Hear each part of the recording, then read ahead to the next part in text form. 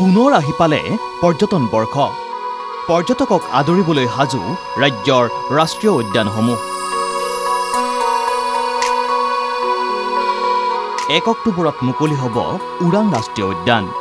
শুকুৰবাৰে পৰ্যটন দিৱসত মানস ৰাষ্ট্ৰীয় উদ্যান মুকলি কৰাৰ পাছত এইবাৰ ওৰাং ৰাষ্ট্ৰীয় উদ্যানৰ পৰ্যটন বৰ্ষৰ শুভাৰম্ভণি ঘটাবলৈ আগবাঢ়িছে উদ্যান কৰ্তৃপক্ষ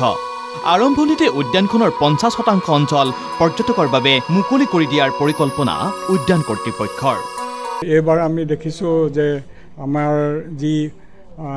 ফিল্ডৰ কণ্ডিশ্যন আছে সেইটো চাই পেলাই আমি সম্পূৰ্ণ নহ'লেও 50% এৰিয়াটা আমি পৰ্যটকৰ কাৰণে মুকলি কৰিব পাৰিম আৰু আমি ভিতৰৰ আমাৰ যিবিলাক ৰাস্তা পদূলি বা এইবোৰ যিখিনি ঠিক ঠাক কৰিব লাগে অলৰেডি আমি ব্যৱস্থা লৈছোঁ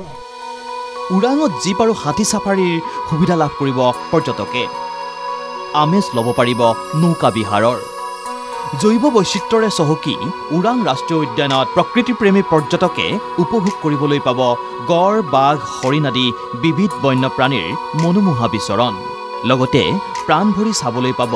জাত জাত পক্ষীৰ মন পৰশা দৃশ্য পৰ্যটকে আমাৰ ইয়াত আহিলে চিধা প্ৰথমতে বাঘ দেখা পায় তাৰপিছতে গড় দেখা পায় হৰিণ দেখা পায় হাতী দেখা পায় বিভিন্ন প্ৰজাতিৰ চৰাই দেখা পায় গাহৰি আছে আৰু তেনেকুৱা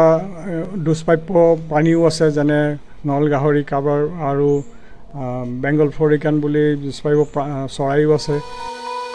মুঠৰ ওপৰত পৰ্যটকক সকলো প্ৰকাৰে ৰোমাঞ্চকৰ অভিজ্ঞতা দিবলৈ হাত বাউল দি মাতিছে প্ৰকৃতিৰ এই ৰম্যপুৰীয়ে দলগাঁৱৰ পৰা জসমতালীৰ ৰিপোৰ্ট NKTV+